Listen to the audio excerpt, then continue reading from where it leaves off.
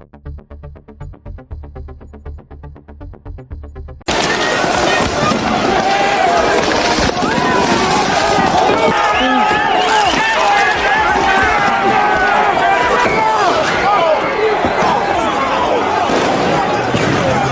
Keir Starmer is being labelled a traitor and a national disgrace by our brave military veterans. 15,000 soldiers gone. The army at its smallest in 300 years. Hotels full not for your family, for people who crossed the channel illegally this morning. And the man responsible just announced he's running for a second term. While you were paying your taxes, your energy bills, your council tax Starmer's government was spending £6 million every single day housing illegal migrants in 3- and 4-star hotels. That's over £2 billion a year. Not for pensioners freezing in winter. Not for veterans sleeping rough. For people who broke the law to get here and are now getting better accommodation than the soldiers who defended this country. At 5:40 p.m., the streets answered. 7 city centers paralyzed. Mounted police deployed. 46 arrests. 16 hospitalized. Rocks and bottles hitting shield lines because people have simply had enough. Starmer called them far-right extremists.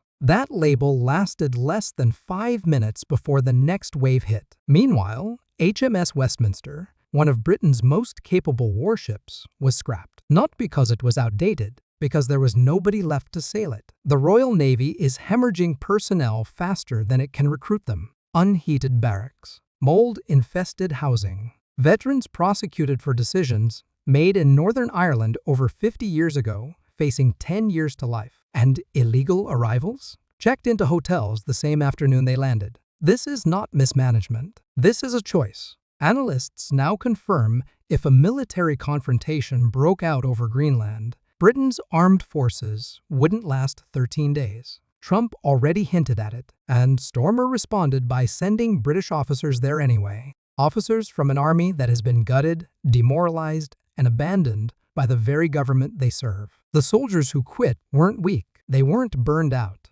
They were betrayed. Insiders report the same story across every branch, the same crumbling infrastructure, the same diversity metrics prioritized over combat readiness, the same commanders watching experienced soldiers hand in their kit while lawyers circled veterans, ready to prosecute them. When a soldier realizes the state values foreign nationals more than its own defenders' loyalty doesn't fade, it snaps. And here's the part that should make every British voter stop and think. Starmer knows he cannot win a second term with the electorate he has now. The polls are turning. The streets are angry. So critics argue the strategy is straightforward. Reshape the electorate itself. Process arrivals fast. House them in taxpayer-funded comfort. Fast-track citizenship within 5 years. And place them, not randomly, but specifically into conservative rural towns and swing seats. Farage calls it demographic gerrymandering, and the timeline aligns perfectly with the next general election.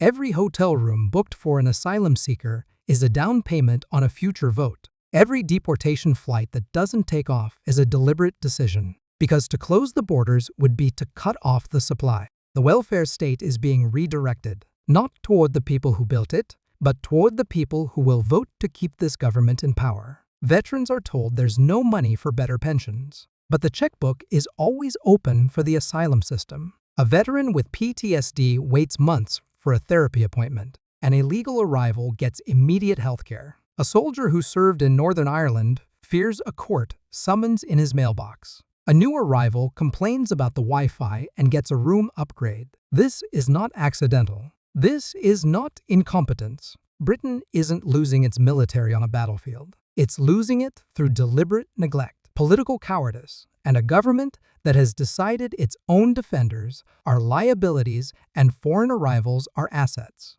The government will house them tonight. It will not house yours.